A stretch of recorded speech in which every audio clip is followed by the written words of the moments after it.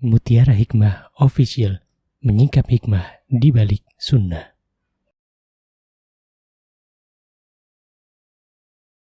Salurkan donasi terbaik Anda untuk mendukung dakwah Mutiara Hikmah Official.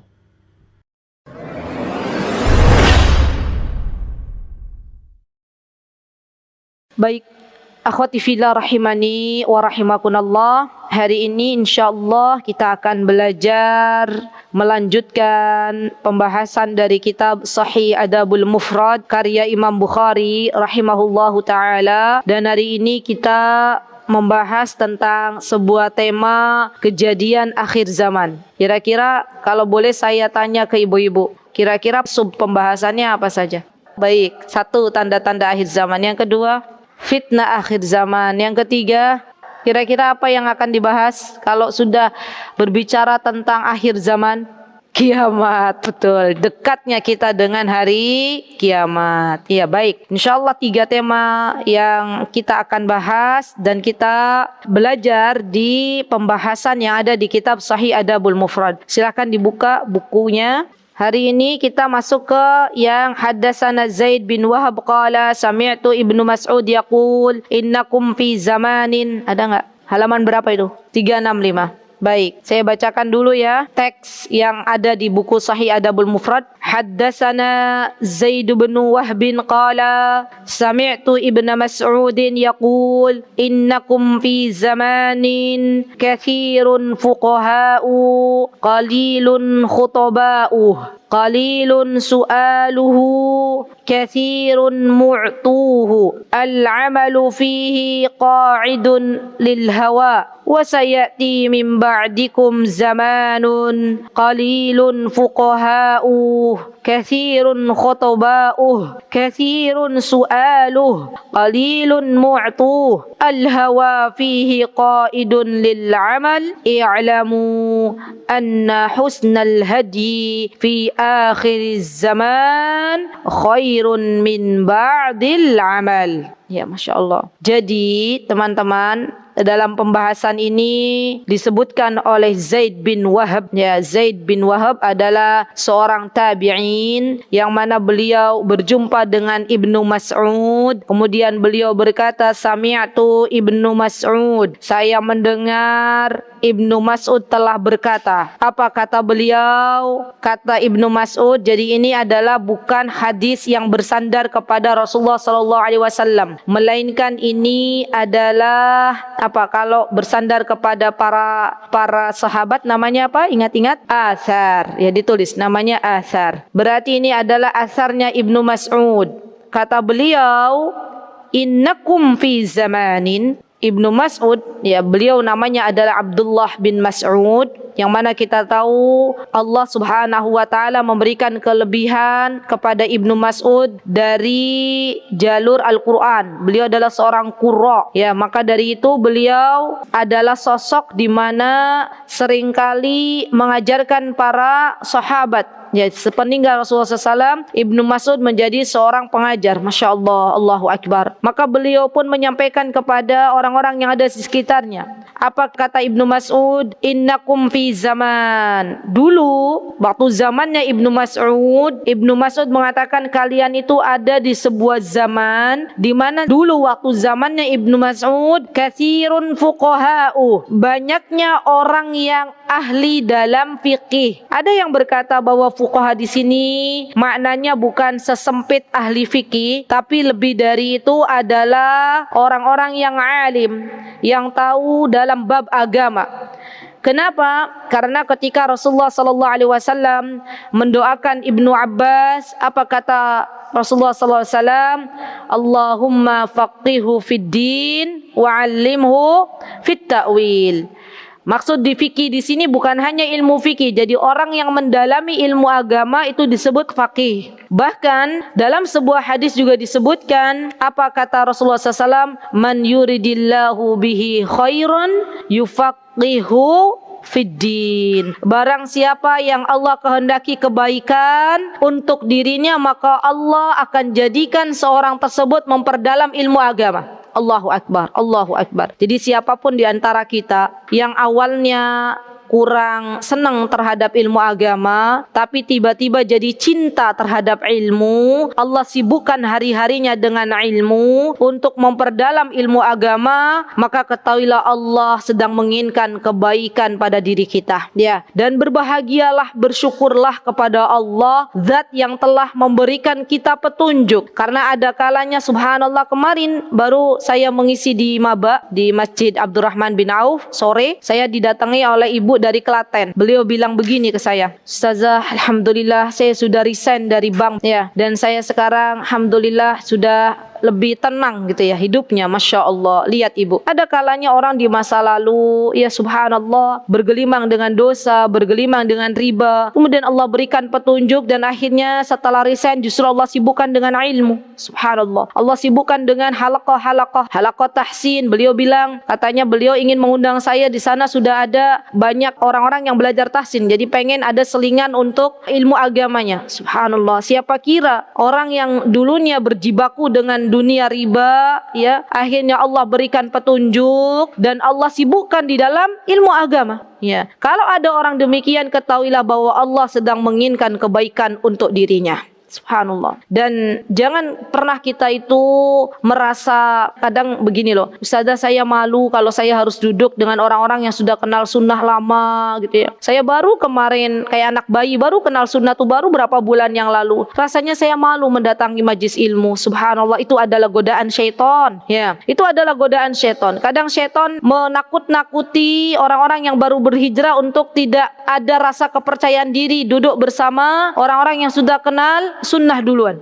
Ya, dan kita orang-orang yang sudah kenal ngaji, orang-orang yang sudah kenal sunnah, hendaklah memiliki sikap yang baik kepada orang-orang yang baru datang. Ya, kita sambut mereka dengan baik, kita tanya mereka ahlan wa sahlan, selamat datang di kajian KUY Komunitas Ummahat Yogyakarta. Ya, apa yang bisa saya bantu? Pasti senang mereka. Ya, jadi jangan sampai kita yang sudah duluan berhijrah, kita yang sudah duluan memperdalam ilmu agama, justru ada kesombongan di dalam diri kita. Na'udzubillah, summa na'udzubillah. Ya akhwat, demi Allah, jangan pernah sombongkan dengan apa yang Allah sudah beri dari ilmu yang begitu banyak, karena sesungguhnya semakin kita memperdalam ilmu agama, itu kita akan semakin tahu bahwa ilmu yang Allah berikan kepada kita itu sangat-sangat sedikit loh. Dan kita harus ingat kembali bahwa sesungguhnya ketika kita dilahirkan ke muka bumi ini, adakah di antara kita yang sudah berilmu? Tidak ada. Siapa yang mengajarkan? Allah yang mengajarkan. Ya. Jadi saya berpesan terutama untuk diri saya dan teman-teman semuanya, kalaulah Allah memberikan kepada teman-teman ilmu yang banyak,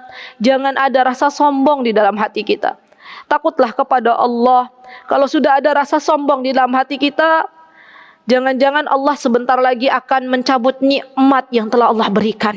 Ya subhanallah. Jadilah seseorang yang senantiasa memiliki sikap seperti tanaman padi, yang semakin berisi dia semakin merunduk, ya. Yang semakin berisi dia semakin bermanfaat untuk orang banyak, ya. Dan jangan pernah mengatakan saya punya ilmu ini karena saya sudah berhasil menghafalkan ini dan itu. Kalau Allah belum beri kemudahan, tentunya dia tidak bisa menghafalkan barang satu matan dari sebuah kitab. Ya, Allahu Akbar, Allahu Akbar. Jadi ya akhwat, sikap kita sebagai seorang penuntut ilmu, kalaulah Allah sudah beri kepada kalian, kepada ibu-ibu, teman-teman semuanya kesempatan untuk mengajar, jadikan itu kesempatan sebagai tanda syukur kita kepada Allah. Kalau Allah sudah beri kita ilmu, ya, maka tanda syukurnya apa? Kita mengajar, kita berbagi, ya. Dan siapapun kita lihat para ulama di zaman dahulu kala, baik itu dari kalangan sahabat ya, ataupun dari kalangan tabi'in, ataupun dari kalangan tabi'ut tabi'in, mereka kalau sudah berilmu pasti mereka mengajar. Teman-teman kenal dengan Syekh Sa'di rahimahullahu ta'ala? Kenal? Kitabnya Syekh Sa'di itu apa yang suka dibaca? Teman-teman suka baca kitabnya Syekh Sa'di enggak? Kitab tafsir, itu bagus banget. Tafsirnya beliau, ya, tafsir Syekh Sa'di. Sekarang sudah banyak beredar, ada juga bahasa Indonesianya, itu bagus. Saya suka dengan tafsir beliau tuh karena hanya satu buku, kalau bahasa Arab 1 jilid. Kalau Ibnu Katsir kan 4 jilid, ya. Jadi bagi teman-teman yang baru belajar tafsir, boleh baca kitabnya Syekh Sa'di rahimahullahu taala. Ya, beliau simpel tapi ngena gitu loh. Pembahasannya begitu, ya. Dan beliau dalam hidupnya apa yang dilakukan ketika Allah Subhanahu wa taala menjadikan beliau seorang fuqaha, seorang yang berilmu. Allah jadikan Syekh Sa'di belajar dan mengajar. Subhanallah. Teman-teman kenal dengan Syekh Utsaimin? Ya, Syekh Utsaimin itu semoga Allah merahmati beliau. Walaupun saya belum hidup sezaman dengan Syekh Utsaimin, tapi ketika baca karya-karya beliau itu luar biasa. Beliau tuh pengen memudahkan para pelajar, para thalabul ilm khususnya untuk lebih mudah mencerna ilmu agama. Coba baca aja kitab-kitabnya Syekh Utsaimin, bahasanya sangat-sangat sederhana, Masya Allah. Dan beliau itu teman-teman, Allah kasih ilmu yang banyak kepada beliau. Dan beliau hobinya setiap hari apa coba? Baca, mengajar, baca, mengajar. Yaitu kondisi orang-orang yang berilmu, yang mereka tidak menyombongkan ilmunya, maka mereka menjadikan fasilitas dari ilmu yang Allah beri untuk mereka ajarkan kembali. Jadi sejatinya ilmu yang Allah beri kepada kita itu bukan untuk gagah-gagahan, bukan untuk sebuah perhiasan, tapi lebih dari itu untuk kita amalkan dan kita bagikan untuk orang lain. Ya, Masya Allah. Bismillah ya, mudah-mudahan suatu hari kelak kalau ada di antara teman-teman yang besok menjadi seorang muallim, menjadi seorang pengajar, maka pesan saya jangan pernah menyombongkan dengan apa yang sudah kita capai, karena sesungguhnya itu semuanya adalah dari Allah dan akan kembali kepada Allah Subhanahu wa ta'ala. Baik, jadi dulu kata Ibnu Mas'ud, banyak sekali keadaan di zamannya Ibnu Mas'ud itu banyak orang-orang alim. Di antaranya siapa teman-teman? Dari kalangan sahabat yang mereka itu alim, terkenal dengan seorang yang berilmu. Coba sebutkan contohnya. Ibnu Abbas, Masya Allah. Siapa lagi? Ali bin Abi Thalib, Masya Allah. Siapa lagi? Abdullah bin Mas'ud, Masya Allah. Siapa tadi? Abu Hurairah, Masya Allah. Dari kalangan sahabiyah siapa yang berilmu? Ibunda Aisyah radhiyallahu anha. Ada lagi enggak? Hafsah juga berilmu, Masya Allah. Terus siapa lagi? Dari segitu banyaknya, Masya Allah. Maimunah juga berilmu. Ya, Maimunah istri Rasulullah SAW, ya akhwat. Beliau termasuk perawi hadis yang menjelaskan bahwa dibolehkannya suami istri itu untuk mandi bareng, gitu kan? Beliau yang menjelaskan tentang mandi junub, ya toh? Subhanallah. Berarti artinya beliau adalah orang yang berilmu, seorang yang alim, Masya Allah. Dan masih banyak lagi dari kalangan para tabi'in, para tabi'ut tabi'in yang mereka memiliki ilmu yang cukup luas, yang sangat luas, dan mereka juga mengajar. Contohnya siapa? Imam 4 madhab. Ya, coba lihat Imam Syafi'i, Imam Malik, Imam Ahmad, Imam Abu Hanifah. Mereka semuanya adalah orang-orang berilmu. Kalaulah mereka tidak punya ilmu, mungkin tidak dijadikan sebagai Imam 4 madhab, ya kan? Dan mereka, kalau teman-teman tilik, ya, mereka adalah seorang fuqaha, apalagi mereka ahli di bidang fikih, ya Masya Allah. Maka mereka punya karya besar. Jadi semua itu punya karya besar. Imam Syafi'i punya karya besar Al-Um dan Ar-Risalah. Kitab beliau sangat luar biasa. Ya, jadi kita para pengikut madhab Imam Syafi'i harusnya lebih kenal dengan Imam Syafi'i. Kalau ditanya ibu pengikutnya madhab siapa? Syafi'i lah kita, gitu biasanya ya. Ya udah, kalau Syafi'i coba saya tanya, kitab apa yang pernah beliau tulis dan itu menjadi kitab yang sangat luar biasa? Wallahu ta'ala a'lam. Kan banyak di antara kita ikut madhab Imam Syafi'i tapi nggak tahu apa yang diajarkan Imam Syafi'i. Ya baik, jadi beliau punya kitab Al-Um dan Ar-Risalah. Ya catat. Jadi nanti nggak malu-maluin kalau pas ditanya pengikutnya madhab Imam Syafi'i, tahu kitabnya Imam Syafi'i apa? Al-Um dan Ar-Risalah. Baik. Kemudian di zamannya Ibnu Mas'ud disebutkan bahwa qalilun khutaba, khatibnya itu sedikit. Coba kalau saya boleh tanya, kenapa kok di sini dibedakan antara alim, antara orang yang alim yang berilmu dengan khatib? Kenapa ibu-ibu? Kalau khatib itu menyampaikan, kalau alim, kalau khatib dia orang yang menyampaikan. Kalau alim belum tentu menyampaikan, tapi dia berilmu, begitu Bu? Baik, ya saya terima. Masya Allah, khatib berilmu tapi menyampaikan ilmunya. Kalau alim atau fuqaha paham ilmu tapi belum tentu baik. Baik, jazakillah khairat. Jawabannya ada lagi. Kenapa di sini dibedakan antara khatib dan fuqaha? Insyaallah jawabannya saya hargai. Ya ada lagi, silahkan. Kenapa ya akhwat? Khatib banyak bicara, sedikit ilmu. Jadi orang-orang yang berbicara, khatib itu banyak bicara tapi sedikit. Tapi alim banyak ilmu, sedikit bicara, begitu ya Mu Ibrahim? Ya kira-kira begitulah ya. Orang alim itu derajatnya lebih tinggi daripada sekedar orang khatib yang menyampaikan. Apa kata Allah Subhanahu wa taala? Yarfa'illahu alladhina amanu minkum walladhina utul ilma darajat. Nah, ya, subhanallah. Jadi orang alim perbedaannya adalah orang fuqaha, orang yang berilmu itu di sisi Allah lebih tinggi derajatnya daripada sekedar khatib. Ya. Makanya dibedakan dan di sini disebutkan lebih dahulu fuqaha daripada khatib. Ya, subhanallah. Kemudian yang kedua, tadi Ibu berkata bahwa kalau orang yang khatib itu menyampaikan, ya, tapi belum tentu orang yang alim menyampaikan. Maksudnya dia kadang ilmunya dia punya sendiri, tapi belum ada kesempatan untuk menyampaikan. Begitu ya Bu? Masya Allah, itu juga benar. Yang ketiga, jawabannya Ummu Ibrahim, beliau menyampaikan bahwa kalau khatib itu banyak bicara, tapi kalau sedikit ilmu, kalau alim itu banyak ilmu tapi sedikit bicara. Begitu ya Ummu Ibrahim? Itu juga benar. Yang keempat, jawaban Ibu, bahwa khatib itu adalah orang yang minimalnya berilmu. Begitu ya Bu? Dan menyampaikan tapi belum tentu ia amalkan untuk dirinya. Dan ini yang terjadi pada zaman kita sekarang. Ya kan Bu? Pernah nggak Ibu lihat ada orang menyampaikan sesuatu tapi ternyata hanya menyampaikan, tidak diamalkan untuk dirinya sendiri? Kira-kira sedikit atau banyak di zaman sekarang? Banyak, ya. Dan orang yang alim kata Ibu tadi adalah orang yang dia punya ilmu dan mengamalkan ilmunya. Dan inilah seorang alim yang dibenarkan di dalam agama kita. Jadi kalau bahasannya apa? Jarkoni, ngajari tapi orang lakoni gitu ya. Dan takutlah dengan jarkoni ini. Na'udzubillah summa na'udzubillah. Dan penting juga ibu-ibu ini loh, saya bagi sedikit. Kalau kita mau menyampaikan sesuatu, libatkan Allah. Minta dulu sama Allah. Ya Allah, saya mau menyampaikan sebuah kebenaran. Ya Allah, mampukan hamba untuk bisa menjalankan apa yang hamba sampaikan. Ya, jangan sampai hanya sebatas lisan yang hamba sampaikan, tapi ternyata itu tidak berguna bagi hamba sendiri. Subhanallah. Ibu tahu lilin? Tahu lilin? Lilin itu menerangi sekitar enggak? Menerangi.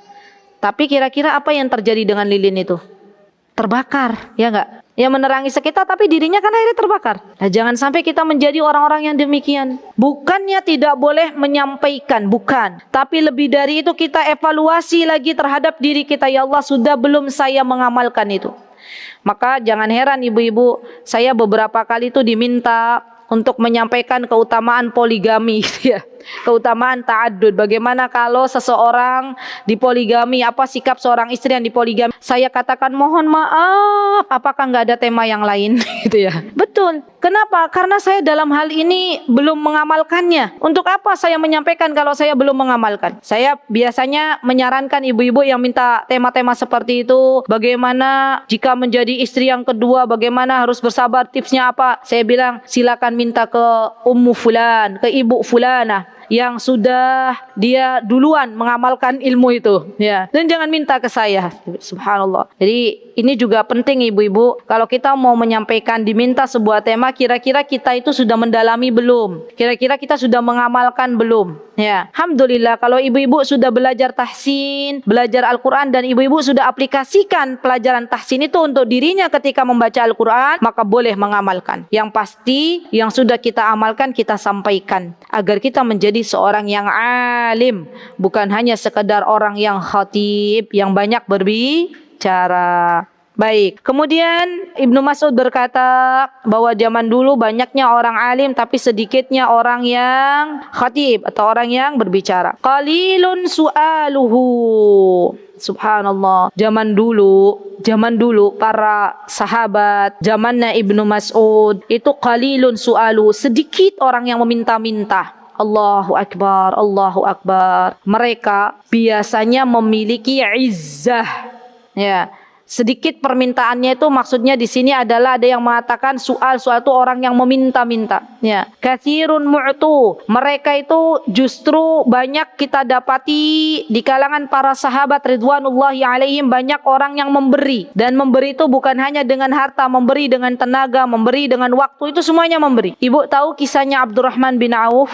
waktu beliau berhijrah ke kota Madinah. Pernah dengar? Kira-kira Abdurrahman bin Auf itu dulu waktu di Mekah menjadi seorang yang kaya raya atau miskin? Kaya raya. Ketika beliau akhirnya harus berpindah ke Madinah, apakah kemudian hartanya dibawa? Tidak. Jadilah beliau berbisnis mulai dari nol, ya kan? Waktu itu Rasulullah SAW mengabarkan kepada orang-orang Ansar. Nih saya kasih gambaran, Bu. Kalau kita itu semuanya berlaku demikian, maka keadaan itu akan berjalan dengan baik.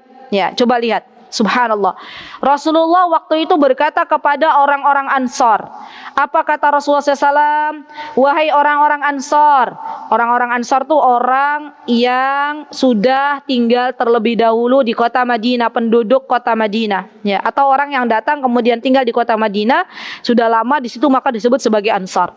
Rasulullah berkata, wahai orang-orang Ansar, ya, baik itu dari suku Aus, dari suku Khazraj, saya persaudarakan kalian dengan orang-orang Muhajirin. Orang-orang Muhajirin adalah orang-orang yang berhijrah dari kota Makkah kemana, Bu? Ke kota Madinah.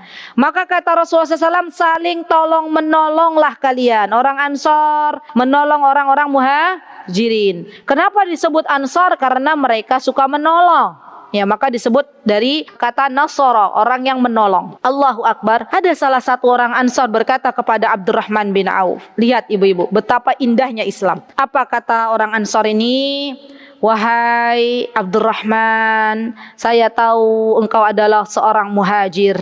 Maka izinkan saya menawarkan kepada engkau wahai saudariku bahwa saya itu punya rumah, ya, lebih dari satu. Kalau kamu mau, boleh kamu ambil satu yang kamu sukai. Masya Allah, keren enggak, Bu, kalau ada orang begitu, Bu? Keren banget kan? Biasanya kita kalau memberi itu sesuatu yang paling subhanallah, kita hidup di zaman yang terbolak-balik ya. Jadi kata beliau kepada Abdurrahman bin Auf, lihat saya punya rumah, silakan ambil yang paling bagus, kamu ambil boleh. Masya Allah. Dan saya punya istri lebih dari satu, katanya orang Ansar. Maka kalau kamu mau salah satu istri saya akan siap menceraikan dan memberikannya untukmu. Subhanallah. Bu, kalau kita posisinya ada di Abdurrahman bin Auf, ditawarkan rumah, ditawarkan apa?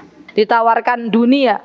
Kira-kira menurut ibu-ibu nerima apa mboten? Jangan ibu-ibu deh, orang di luar sana nerima apa enggak? Nerima tawaran itu. Biasanya begitu kan? Tapi ternyata jawaban Abdurrahman bin Auf apa? Jawaban Abdurrahman bin Auf, terima kasih wahai saudariku, engkau telah menawarkan sesuatu yang baik, tapi izinkan, mohon tunjukkan untukku di mana pasar. Ya, akhirnya Abdurrahman bin Auf menolak secara halus dan beliau memulai bisnis beliau dari nol. Subhanallah. Coba, Bu. Artinya para sahabat ridwanullahi alaihim, mereka itu memiliki sikap yang namanya izzah. Mereka berusaha untuk tidak meminta-minta kepada makhluk, tapi mereka berusaha meminta kepada Allah terlebih dahulu, kemudian berusaha. Abdurrahman bin Auf berusaha, tunjukkan kemana pasar, di mana pasar, saya akan berbisnis di situ. Dan subhanallah, namanya Abdurrahman bin Auf, ya, beliau kalau bisnis subhanallah dalam sejarah itu nggak pernah gagal. Siapa yang beri itu Allah yang beri. Sampai pernah ibu-ibu mungkin pernah dengar Abdurrahman bin Auf waktu tuh pengen gimana ngerasain jadi orang miskin, jadi orang yang istilahnya nggak punya gitu ya. Maka pernah kisahnya pernah dengar nggak? Waktu itu Abdurrahman bin Auf sampai akhirnya punya kurma dan kurmanya itu rusak ya. Allah datangkan sebuah penyakit di mana penyakit itu obatnya adalah kurma yang sudah rusak. Subhanallah, kaya lagi Abdurrahman bin Auf. Subhanallah. Jadi disitulah letak keberkahan Abdurrahman bin Auf. Orang kalau sudah punya izzah, Bu, ya ini PR untuk kita semuanya. Ya, mintanya hanya kepada Allah, Allah akan beri jalan. Allah akan beri dari arah yang tak terduga. Ya, kalau saya boleh istilahkan, kemarin tuh yang kerasa banget tuh pas pandemi. Pas pandemi tuh ada banyak ya, subhanallah, kisah-kisah para bapak-bapak yang seharusnya mencari nafkah, tiba-tiba Allah berikan ujian untuk melepaskan pekerjaannya, atau mungkin dalam artian di PHK misalnya. Kira-kira ada nggak tuh pandemi kemarin? Banyak kan? Ya, Masya Allah. Maka dalam kondisi seperti pandemi, seharusnya kita sebagai seorang muslim, apapun keadaannya, minta kepada Allah. Minta kepada Allah, ya Allah cukupkanlah hamba ya Rabb. Cukupkanlah hamba dengan tidak meminta-minta. Ya. Dan sebaliknya, orang-orang yang mampu, dia mencari. Ya. Menawarkan. Kira-kira Kalau orang Ansar ya dia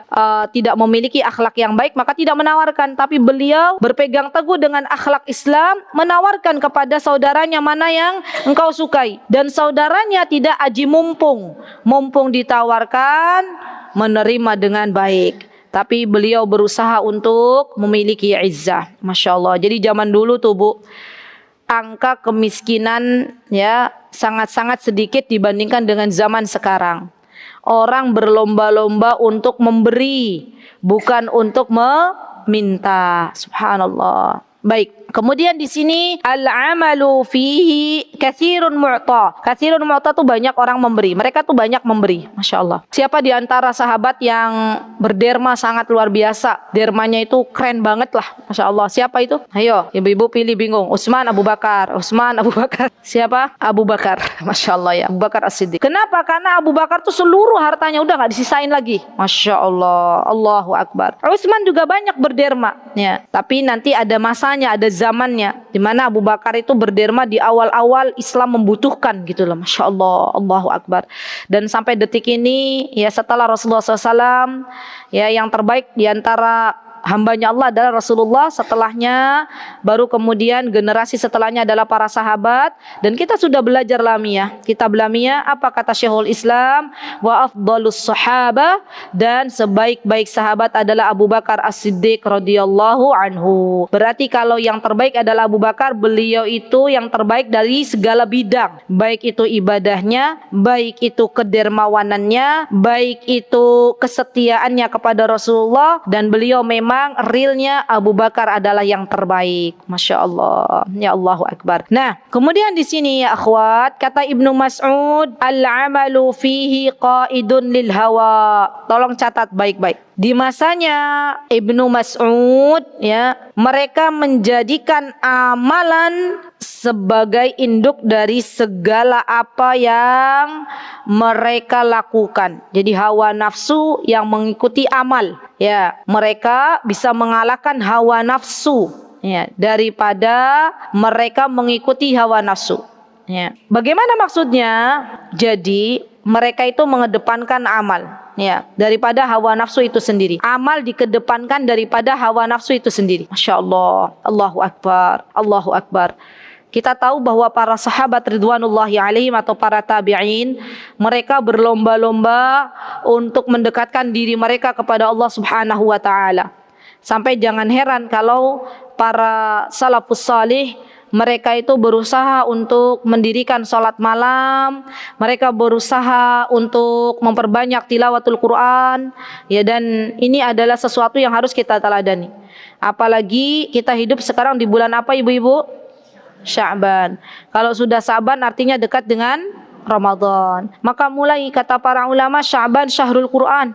Sya'ban ini adalah bulannya membaca Al-Quran. Maka mulai kita mengisi waktu-waktu kita dengan Al-Quran. Sebagaimana para sahabat ridwanullahi alaihim, mereka dulu menyibukkan diri mereka dengan amal. Saking sibuknya mereka dengan amal, sampai mereka lupa dengan hawa nafsu yang melambai-lambai. Ya, kalau sekarang banyak orang nanti di sini kebalikannya, mengikuti, lebih menjadikan hawa nafsu sebagai pemimpinnya daripada amal itu sendiri. Baik, jadi sifatnya orang zaman dahulu apa? Ibu, yang pertama, ini loh yang kita pelajari. Banyaknya orang yang berilmu. Kemudian yang kedua, sedikitnya para khatib. Yang ketiga, banyaknya orang yang memberi. Yang keempat, sedikitnya orang yang minta. Dan yang kelima adalah mereka jadikan amal sebagai pemimpin di dalam kehidupan mereka. Masya Allah. Kebalikannya, di sini disebutkan wasayati min ba'dikum zamanun, dan akan datang kepada kalian sebuah zaman. Kita sekarang kita hidup di dalamnya. Apa itu? Yang pertama adalah qalilun fuqaha. Apa qalilun fuqaha? Kalau tadi kan katsirun fuqaha, ini qalilun fuqaha. Apa itu qalilun fuqaha? Sedikitnya orang berilmu. Subhanallah. Bu, saya beritahu bahwa Rasulullah SAW, beliau pernah memberitahukan kepada kita, dengan diwafatkannya para ulama itu artinya ilmu dicabut dari muka bumi ini. Ya, dan ketahuilah wahai saudariku, kalau ada berita wafatnya ulama, wafatnya ustadz, wafatnya syekh, itu kita harus merasa sedih, harus ikut sedih. Kenapa? Karena ketika mereka meninggal, artinya ilmu sudah tidak ada lagi di muka bumi. Di caranya Allah Subhanahu wa taala, qubidal ilm, caranya Allah Subhanahu wa taala menyabut ilmu dari muka bumi ini dengan Allah wafatkan ulama di muka bumi ini. Subhanallah. Dan ketahuilah wahai saudariku, selagi kita diberikan kesempatan untuk dekat dengan para ulama, orang-orang yang berilmu, maka dekatkan serapat-rapatnya sebelum kita menyesal di hari kemudian. Ya. Dan alhamdulillah di Yogyakarta sendiri kita ketahui banyak Allah itu datangkan orang-orang yang berilmu. Ya, ibu merasa nggak bu? Coba di Yogyakarta itu banyak loh orang-orang berilmu. Kalau dibandingkan dengan kota lainnya, ya subhanallah, saya dapat merasakan ini ketika Allah berikan kesempatan untuk berdakwah, ya terutama waktu yang kami rasakan sangat luar biasa. Oh ternyata di Yogyakarta benar-benar orang berilmu tuh banyak. Waktu Allah berikan kesempatan kepada kami dakwah di sebuah daerah namanya Belitang, daerah Palembang dekat dengan, jadi dari bandara itu 7 jam ibu-ibu naik mobil, itu jalannya kayak Kali Asad. Oh Kali Asad enggak? Ya Rob, apa ya bahasannya? Ibu tahu kali sungai kan ada banyak batu. Nah itu tuh kita tuh mobil tuh begini terus 7 jam duduk gitu ya, masya Allah, Allahu Akbar. Dan di sana ketika kami tahu ya subhanallah, Allahu Akbar, Allahu Akbar, Allahu Akbar, di sana orang berilmu itu belum ada waktu itu. Ya subhanallah, ada mungkin tapi kami belum tahu. Tapi waktu kami datang tuh belum. Ya masya Allah. Sampai saya diceritakan oleh salah satu ummahat yang saking pengennya menyebarkan ilmu agama, beliau itu biasa rumahnya dipakai untuk masyarakat sekitar, diundanglah masyarakat sekitar. Kemudian beliau download katanya ya, kajian siapa, ustadz siapa. Kemudian beliau pasang tuh di layar gitu ya, pakai proyektor. Kemudian para ummahat yang lain yang ingin menuntut ilmu tuh nyatet sambil lihat ustadznya, tapi itu online gitu ya, apa di dunia maya bukan dunia nyata. Dan pastinya yang namanya kajian kalau dunia nyata sama dunia maya kan berbeda ya bu, iya nggak? Kalau dunia online itu kan ibu-ibu kajian nggak langsung ketemu, ibu-ibu bisa sambil masak, sambil apa ya kan? Saya tuh dapat berita dari ibu-ibu yang suka kajian online, Zoom pagi itu, ada yang bilang ustazah, akhirnya bilang begini, ustazah nyun sewu nggih, mohon saya dimaafkan loh, kenapa? Saya tuh kadang kalau pagi antum nyampein kajian online tuh, saya akhirnya nyetir sambil dengerin, sambil nganterin anak sekolah katanya. Nggih bu, boten nopo-nopo, saya bilang. Jadi kan kalau kajian online kita nggak seserius datang kajian offline ya. Mungkin di kajian online sambil sarapan gitu ya, masya Allah. Ada nggak ibu-ibu yang begitu? Sambil masak, sambil ngirisin bawang gitu ya. Tapi kalau kajian offline kan gimana? Harus serius ya, masya Allah. Apalagi ada gurunya di depannya, mau bicara aja ndak enak gitu kan, masya Allah. Jadi sampai sebegitunya ya akhwat. Dan alhamdulillah bini'matihi tatimmus salihat. Alhamdulillah atas pertolongan Allah,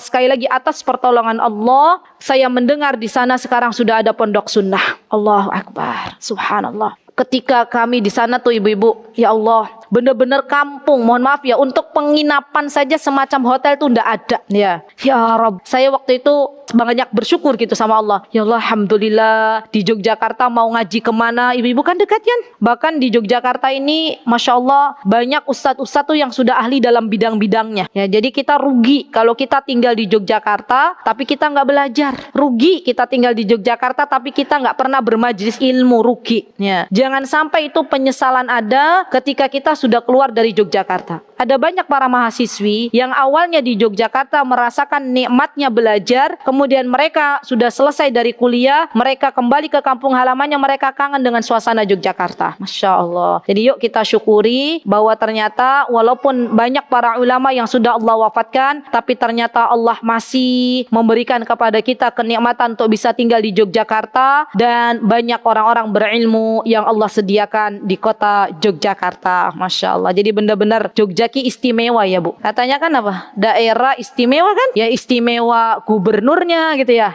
Istimewa orang-orang berilmunya. Istimewa apa lagi? Dan saya tuh nggak habis pikir ya, orang tuh kalau sudah ke Yogyakarta kok pengen lagi ke Yogyakarta. Padahal kita orang Yogyakartanya, ada apa sih di Yogyakarta gitu ya? Katanya orang yang sudah pernah ninggalin Yogyakarta, katanya Jogja itu ngangeni. Ngangeni dari apanya, Bu? Oh, semuanya, Masya Allah. Dan ini tidak bisa dirasakan bagi orang Yogyakartanya sendiri. Kenapa? Karena nggak pernah keluar, nggak pernah meninggalkan Yogyakarta. Ya, kalau orang sudah meninggalkan Yogyakarta, katanya pengen balik lagi. Masya Allah. Baik. Kemudian di sini, jadi kita bersyukur ya masih ada para alim, ulama di Yogyakarta, Masya Allah. Tapi kita tidak menafikan bahwa hari ini kita sudah banyak kehilangan orang-orang alim, ya semacam Syekh bin Bas rahimahullahu taala, Syekh Utsaimin rahimahullahu taala, ya Syekh Sa'di rahimahullahu taala, dan masih banyak para ulama yang Allah wafatkan, dan itu menjadi kesedihan bagi kita semuanya. Dan kita bersyukur masih ada Syekh Fauzan, ya Masya Allah, yang masih Allah hidupkan. Semoga Allah menjaga beliau. Syekh Saleh Ali Syekh yang masih Allah hidupkan, semoga Allah menjaga beliau, ya. Dan kita doakan minimal ya akhwat, kita doakan guru-guru kita doakan orang-orang yang alim yang sekarang masih Allah hidupkan, kita berikan doa yang terbaik untuk mereka. Ya Allah, jagalah mereka, ya Allah, berikanlah kesehatan untuknya, ya Allah, dengan Engkau berikan kesehatan kepada mereka, mereka bisa menebarkan ilmu, kita dapat ilmunya. Masya Allah, itu sebuah bentuk nikmat dari Allah Subhanahu wa ta'ala. Baik, untuk kehidupan zaman sekarang, qalilun fuqaha, berarti di antara keadaan akhir zaman adalah sedikitnya ulama. Masya Allah, terangkatnya ilmu. Kalau boleh saya bahasakan bahwa akhir zaman itu keadaannya terangkatnya ilmu, banyaknya ulama yang diwafatkan, dan ini tanda akhir zaman. Apa kata Rasulullah SAW? Inna min asyratis sa'ah, di antara tanda kiamat itu sudah dekat, kata beliau, an yurfa'al ilm wa yusabbitul jahl. Allah angkat ilmu dan Allah biarkan kebodohan di mana-mana. Subhanallah, Allahu Akbar. Ibu pernah dengar nggak zaman sekarang? Ada kan kemarin berita terakhir menantu menikah dengan mertua. Itu kalau dalam Islam ilmunya itu boleh atau tidak toh? Nggak boleh kan? Kenapa sampai terjadi menantu menikah dengan mertua? Karena kebodohan yang ada. Kalau orang berilmu, nggak ada orang menantu menikahi mertua. Ya sekarang terjadi. Subhanallah. Ibu wal'iyadzubillah, ya, berzina dengan anaknya, atau cucu berzina dengan kakeknya. Zaman sekarang ada nggak? Ada. Kenapa demikian? Karena sudah dicabut ilmu. Mereka sudah nggak tahu mana mahram, mana bukan, dan apa kewajiban kita terhadap orang-orang yang mahram dan orang-orang yang bukan mahram. Sudah hilang ilmunya. Dan wajib bagi kita ya akhwat, ketika terangkatnya ilmu, kita yang diberikan ilmu oleh Allah, kita sampaikan kebenaran. Ya. Bagaimana? Bukan ibu-ibu harus berada di depan bicara, ya. Nggak harus semuanya begini, tapi minimal kita sampaikan mana yang benar, kita sampaikan. Urusan mereka menerima atau tidak itu bukan urusan kita. Kenapa? Demi Allah, Allah akan meminta persaksian dari ibu-ibu. Ketika ibu-ibu melihat sebuah kemungkaran dan kita diam saja, tidak bergerak untuk menyampaikan, maka Allah akan tanya kepada kita di hari kiamat, apakah engkau biarkan kemungkaran merajalela? Ya subhanallah. Dan yang namanya merubah kemungkaran itu berlevel-level. Kalau kita bisa menyampaikan dengan lisan, sampaikan. Kalau kita tidak bisa menyampaikan dengan lisan, minimal dengan hati kita mengingkari kemungkaran tersebut dan mendoakan orang tersebut mendapatkan hidayah. Yang pasti kita ada mengingkari sebuah kemungkaran yang terjadi di zaman ini. Ya subhanallah. Baik, kemudian di antara tanda-tanda kiamat atau akhir zaman, ya, yang disebutkan oleh Rasulullah SAW, masih terusannya, wa yushrabul khamr, banyaknya orang meminum minuman keras. Itu tanda akhir zaman, ya, tanda dekatnya kiamat. Dan sekarang mohon maaf, minuman keras sudah ada di mana-mana. Iya, bahkan kalau dulu mungkin anak SMP masih malu-malu menenggak minuman keras. Tapi sekarang kira-kira ada nggak anak SMP yang minum minuman keras? Banyak. Ya, anak-anak SMA juga demikian. Subhanallah, Allahu Akbar. Dan ini adalah musibah ya akhwat. Dari mana kita ingin merubah zaman di mana banyak kemungkaran? Dari mana kita mulai? Dari keluarga kita sendiri. Ya, tolong catat baik-baik. Kalau kita mengharapkan orang lain berubah, belum tentu orang lain berubah. Wa yushrabul khamr, banyaknya orang meminum khamr, minuman keras. Ibu-ibu, kalau kita pengen merubah sebuah keadaan, sekarang kita lihat banyak perzinahan, banyak minuman keras. Ngeri nggak sih, Bu? Ngeri. Ya. Dari mana kita mulai? Dari keluarga kita sendiri. Jaga anak-anak kita. Jaga anak-anak kita. Jangan sampai kita biarkan anak-anak kita ya bergaul dengan pergaulan yang tidak baik. Karena di luar sana sudah banyak orang-orang yang mengincar anak kita. Baik itu dari orang-orang yang menawari narkoba, menawari minuman keras, menawari perzinahan, itu banyak. Maka pegang anak kita, didik anak kita. Kalau kita nggak bisa mendidik, minta sama Allah. Wahai Rabbku, Engkau yang telah menitipkan anak-anak kepadaku, wahai Rabbku, bantulah hamba untuk mendidik anak-anak. Ya, jadi kalau ibu-ibu, kalau kita itu pernah punya anak tapi sudah kita nasihati, sudah kita pegang, tapi qadarullah anaknya begitu misalnya. Apa terakhir jalan yang kita harus lakukan? Minta sama Allah. Ya Allah, didik bagaimana caranya, dan juga evaluasi diri kita sebagai orang tua. Ya, tentunya itu yang terbaik ya, karena anak-anak itu kalau dia berulah sudah pasti ibu-ibu itu juga karena efek dari dosa orang tuanya. Ya, jadi evaluasi baik-baik. Sudahkah kita menjadi hamba Allah yang salihah, ibu yang baik bagi anak-anak? Apakah ada kesalahan yang akhirnya Allah berikan teguran untuk diri kita dengan perlakuan anak-anak kita? Baik, kemudian apa kata Rasulullah SAW? Satu lagi, di antara tanda akhir zaman dekatnya dengan hari kiamat adalah wayadharuz zina. Ya, tadi sudah disebutkan, wayadharuz zina adalah banyaknya perzinahan. Ibu mau bukti bahwa hari ini banyak perzinahan di mana-mana? Berita insya Allah bukan hoak ya. Ada sebuah sekolah, ibu-ibu pernah dengar nggak? Di sebuah provinsi, tidak usah saya sebutkan provinsi dia. Ya, udah banyak yang ngangguk-ngangguk. Ada anak-anak yang hamil di luar nikah. Ya, anak-anak SMA, mereka minta keringanan agar diperbolehkan menikah lebih dini. Sekarang itu minimal untuk menikah itu berapa tahu usia berapa? Sekarang berapa? 19 tahun. Terupdate ya.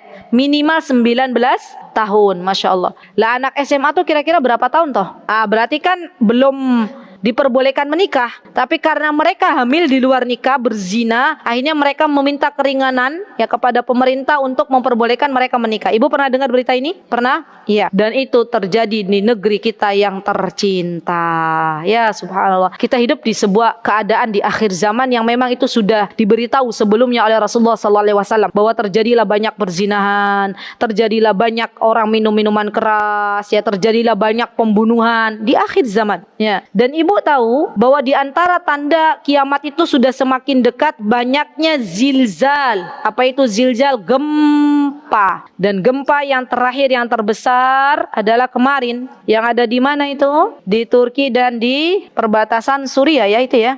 Subhanallah, itu gempa yang terbesar. Rasulullah sallallahu alaihi wasallam pernah bersabda, kata beliau, la taqumus sa'a hatta yaqbidul ilm wa tuksiruz zilzal.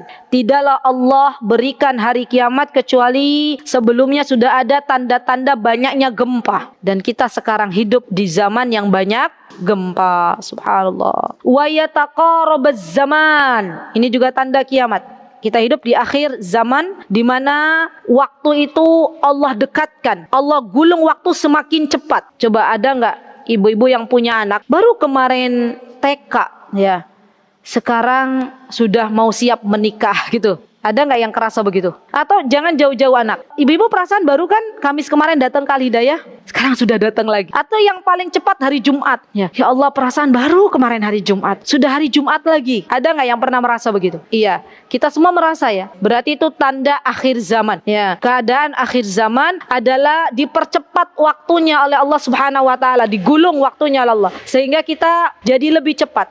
Maka apa yang mesti kita lakukan ya akhwat? Kalau kita sudah tahu bahwa di akhir zaman waktu itu dipercepat oleh Allah, ya taqarab az-zaman, waktunya didekatkan, maka untuk kita adalah pandai-pandai memanage waktu.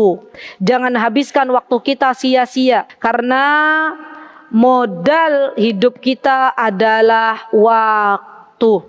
Ya, kalau orang barat mengatakan waktu itu adalah apa? Uang. Kalau kita waktu itu pahala. Jadi minta kepada Allah, minta kepada Allah. Pagi hari teman-teman, setelah teman-teman baca alhamdulillahilladzi ahyana ba'dama amatana wa ilaihin nusyur, begitu ya, baca doa ya. Langsung disambung, teman-teman boleh minta doa sama Allah, ya Allah berikanlah kepada hamba hari ini waktu yang barakah. Ya, minta sama Allah. Di pagi hari juga kita membaca doa dzikir pagi apa? Allahumma inni as'aluka min khairi hadzal yaum wa khairi ma fihi wa a'udzu bika min syarri hadzal yaum wa syarri ma fi. Itu kita minta agar Allah berikan yang baik-baik saja kepada kita di hari ini. Ya. Dan untuk kita, kalau kita tahu bahwa waktu akan dipercepat oleh Allah, maka jangan pernah menunda amal solih yang sudah ada di depan kita. Ini PR banget, ya. PR untuk kita semuanya, untuk diri saya dan teman-teman. Kita lagi duduk, tiba-tiba pengen baca Al-Quran, ya udah baca. Kita lagi megang uang, tiba-tiba kita pengen memberi, ya udah beri, gitu ya. Kita, apalagi ibu-ibu yang biasanya langsung spontan gitu, misalnya. Ibu-ibu apa? Amal soleh yang kita kalau nggak bersegera itu hilang lah ininya kesempatannya. Datang waktu duha, misalnya pengen sholat duha, jangan dinanti-nanti, nanti waktunya masih panjang. Tiba-tiba terdengar adzan duhur, Allahu Akbar, hilang kita sholat duha. Ya nggak? Ada nggak? Ibu-ibu, saya mau tanya, ibu-ibu di sini kalau ada amal soleh sergap nggak? Masya Allah, katanya insya Allah, Masya Allah, Alhamdulillah, Alhamdulillah. Kenapa kita harus sergap? Karena kalau kita nggak sergap, amal solinya sudah ditutup sama Allah. Kesempatannya sudah nggak ada lagi. Dan rugi untuk kita. Padahal urusan waktu, Allah Subhanahu wa Ta'ala juga sudah bersumpah di dalam Al-Quran. Apa kata Allah? Wal asr, iya nggak? Demi waktu, demi masa. Dan bersyukurlah kepada Allah, ibu-ibu yang sekarang diberikan oleh Allah, disibukkan waktunya untuk beramal saleh. Dan jangan pernah berhenti untuk beramal saleh. Sampai kapan? Sampai Allah wafatkan kita. Ya. Jadi tadi dalam kaidah beramal soleh kata Syekh Utsaimin, jangan memandang remeh sebuah amal soleh. Itu kan amal soleh kecil. Bisa jadi amal soleh yang kecil, rubba amalun saghir, ya. Dia amal solehnya kecil, tapi dia akan menjadi sesuatu yang agung di hadapan Allah. Disebabkan oleh apa? Karena niatnya. Dan sebaliknya amal soleh yang besar, bangun masjid, bangun pondok pesantren, infak sana, infak sini, ya misalnya berderma ke sana kemari, itu ternyata di hadapan Allah kecil. Kenapa? Karena niat yang ada dalam hati. Subhanallah, Allahu Akbar. Dan yang tahu niat hanyalah kita dan Allah. Orang lain nggak tahu apa yang terselip dalam hati kita. Maka dari itu yang paling penting juga adalah luruskan niat. Luruskan niat. Dan ini nasihat untuk diri saya terlebih dahulu. Perbaharui niat. Rugi kalau kita niatnya sudah berbelok bukan karena Allah. Rugi kalau kita niatnya hanya untuk mengejar dunia. Dan dalam beramal soleh, Bu, kaidah yang berlaku kata Syekh Utsaimin, kita nggak usah hitung-hitungan. Saya tadi pagi sudah beramal begini kan misal. Kenapa? Karena Allah ketika memberikan nikmat kepada kita juga nggak hitung-hitungan. Pernah nggak Allah bilang, karena dia nggak sholat, saya hentikan dulu nafasnya 3 menit. Gitu. Apa yang terjadi nanti? Jadi dalam beramal soleh kita nggak usah hitung-hitungan sama Allah. Sudah, ya diloskan gitu loh. Kenapa? Karena kita nggak tahu mana yang diterima, mana yang tidak. Dan dalam beramal soleh kata Syekh Utsaimin itu harus cepat, isri'. Berfastabiqul khairat, berlomba-lomba dalam kebaikan. Kalau ada peluang, siapa yang mau jadi admin dakwah, misalnya teman-teman yang masih muda, saya bisa mendesain. Baik, saya mau ikut berperan gitu ya, Masya Allah, luar biasa, Masya Allah. Jadi cepat. Siapa yang mau ngajar, insya Allah saya bisa. Siapa yang mau jadi panitia kajian, insya Allah saya bisa. Misalnya, ya Masya Allah. Jadi kalau ada kesempatan untuk beramal soleh, jangan ditunda-tunda dan bersegera untuk beramal soleh. Baik. Kemudian di antara tanda akhir zaman, ya, di antaranya saya selesaikan dulu hadisnya Rasulullah SAW. Wa tadharul fitan, banyaknya fitnah. Allahu Akbar, Allahu Akbar. Dan kita rasakan di zaman ini banyaknya fitnah, baik itu fitnah syubhat maupun fitnah syahwat. Dan terutama bapak-bapak, ya, yang sekarang merasakan banyak sekali fitnah wanita. Ya Masya Allah, Allahu Akbar. Kemudian kata Rasulullah SAW, wa yuksarul haraj, ya, banyak terjadi al-haraj itu apa? Al-qatlul. Banyaknya pembunuhan. Subhanallah. Banyak nggak di zaman sekarang orang pengen harta, kemudian merampok dan membunuh orang, ya, ada kan? Banyak. Ya. Bahkan subhanallah, sekarang itu orang lebih bermudah-mudahan untuk membunuh, ya, karena pengen dunia. Ya. Kemarin saya diceritakan oleh salah satu orang Yaman, Jadi keadaan di Yaman ternyata belum begitu kondusif. Buktinya apa? Ada orang Yaman tuh baru bekerja di luar Yaman dapat uang. Dari kota Aden mau pulang ke tempatnya, dia bawa uang. Karena memang di Yaman sendiri sekarang belum ada, ATM tuh sudah off ya. Jadi dia bawa uang dalam keadaan fisik uang gitu ya, di koper. Dan waktu itu ada polisi, bukan polisi dari negara, polisi gadungan lah ya. Tapi pakai bajunya, memang di Yaman sekarang masih banyak ibu-ibu polisi-polisi yang ngaku polisi tapi sebenarnya bukan polisi negara. Polisi dari kaumnya Houthi, orang-orang Syiah. Mereka ngakunya polisi tapi mereka adalah orang-orang Syiah. Memaksa laki-laki ini untuk membuka kopernya, kemudian laki-laki ini mempertahankan hartanya karena tahu dia akan berikan harta ini untuk keluarganya yang menunggu, nggak mau dibunuh laki-lakinya, ya ibu-ibu, kopernya dibawa. Dan itu kisahnya nyata. Subhanallah. Dan ini keadaan di akhir zaman. Jangan jauh-jauh, di Indonesia pun ya ada banyak penganiayaan ya kan, kedoliman yang awalnya berujung dari sebuah masalah kecil, akhirnya terjadilah pembunuhan. Baik, sudah selesai hadisnya Rasulullah, kita kembali ke kitab. Kemudian di zaman kita sekarang, katsirun khutaba'uh, banyaknya orang yang berbicara, banyaknya munculnya orang-orang yang mengaku berilmu tapi hanya bisa retorika. Ya, kalau keadaan kita sekarang, kita terkadang terjebak ke dalam kajian-kajian di mana dai-nya itu membawa kepada sesuatu yang lucu, gitu nggak? Kan kita begitu ya, kalau di negeri kita kan siapa yang biasa lelucon gitu ya, maka banyak pengikutnya, begitu ya. Kenapa? Karena dai-nya itu pintar ketika guyonan gitu, guyonan ya, lucu. Padahal sejatinya yang namanya menuntut ilmu, kita mencari ilmu untuk lebih dekat kepada Allah, bukan untuk mencari sebuah hiburan. Ya, baik, katsirun su'aluh, banyaknya orang di zaman sekarang itu yang meminta-minta. Subhanallah, Allahu Akbar. Dan sudah hilang darinya sikap iffah atau izzah.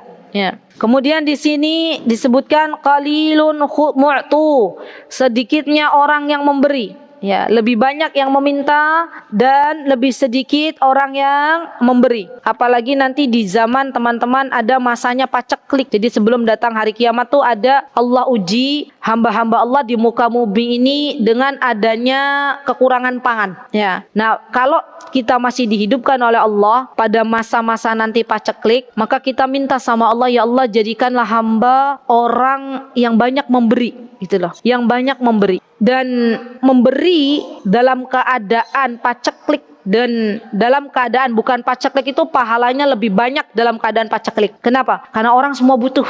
Teman-teman, kita bisa mengambil pelajaran dari pandemi kemarin, ya kan? Pandemi kemarin tuh kira-kira orang butuh nggak semuanya? Butuh. Ya, oksigen aja susah dicari gitu ya. Masker aja kadang pernah hilang dari peredaran gitu ya. Maka dalam keadaan-keadaan seperti ini sebenarnya kita sedang diuji loh sama Allah. Seberapa banyak sikap kita mementingkan orang lain daripada diri kita. Ya, apa dinamanya dengan itsar. Ya. Dan nanti kalau kita dihidupkan oleh Allah dalam keadaan sedang paceklik, maka sebenarnya kita sedang diuji oleh Allah seberapa peduli kita terhadap saudari-saudari kita. Masya Allah. Baik. Kemudian di sini disebutkan al-hawa fihi qaidun lil amal. Nih lihat, kita hidup di zaman yang mana yang menjadi acuan yang didahulukan adalah hawa nafsu daripada amal itu sendiri. Ya Masya Allah. Allahu Akbar. I'lamu. Katanya Ibnu Mas'ud, i'lamu, ketahuilah, anna husnal had fi akhiriz zaman khairun min ba'dil amal. Ketahuilah bahwa sesungguhnya subhanallah husnul had itu sebaik-baik petunjuk, Masya Allah, bahwa meniti jalan yang Allah telah berikan petunjuk kepada kita semuanya di akhir zaman itu adalah lebih baik dari segala bentuk ketaatan. Nah, kita di akhir zaman ini ya akhwat, yang perlu kita lakukan adalah memegang teguh Al-Quran dan Sunnah. Dan orang yang memegang tamassuk, ya, memegang teguh Al-Quran dan Sunnah itu ujiannya banyak. Ya, ujiannya banyak. Kadang kita yang sudah bernikob saja dikata-katai sesuatu yang tidak mengenakan. Iya enggak, ibu-ibu? Ibu-ibu yang sudah mulai pakai kaos kaki, menutup aurat saja, ya, banyak yang mengata-ngati sesuatu yang tidak enak. Ya. Dan ini ujian, sunnatullah. Ya, setiap Islam itu kan begini.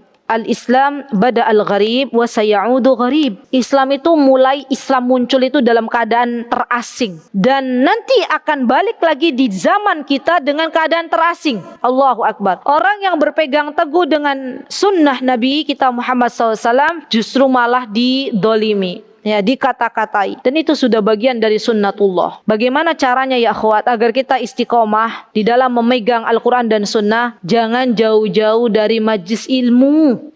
Saya sering mengatakan itu. Kenapa? Karena di antara tujuan kita bermajlis ilmu itu untuk ngecas apa? Ngecas iman kita. Orang HP aja kalau habis lowbat itu apa yang kita lakukan? Dicas biar dapat apa? Baterai kan? Sama iman kita kalau pengen dicas maka kita datangi majlis ilmu. Baik, alhamdulillah sudah selesai kajian kita pada pagi hari ini. Intinya banyak-banyak berdoa di zaman yang penuh dengan fitnah ini dengan sebuah doa, ya muqallibal qulub tsabbit qalbi ala dinik. Banyak-banyak berdoa dengan sebuah doa, Allahumma arinal haqqa haqqa warzuqna ittiba'ah wa arinal batila batila warzuqna ijtinaba. Banyak-banyak berdoa, Allahumma inna nas'alukal huda wat tuqa wal afafa wal ghina. Perbanyak doa itu ya akhwat. Semoga Allah Subhanahu wa taala memberikan kepada kita keistiqomahan ketika kita hidup di akhir zaman yang luar biasa fitnahnya, dan semoga Allah jaga anak-anak keturunan kita dari berbagai macam fitnah yang ada di akhir zaman. Semoga Allah mengampuni dosa-dosa kita. Jikalau ada kebenaran datangnya dari Allah semata, jikalau ada kesalahan datangnya dari saya pribadi, saya mohon maaf. Aqulu qouli hadza wastaghfirullah li wa lakum wa akhiru da'wana alhamdulillahi rabbil alamin. Assalamualaikum warahmatullahi wabarakatuh.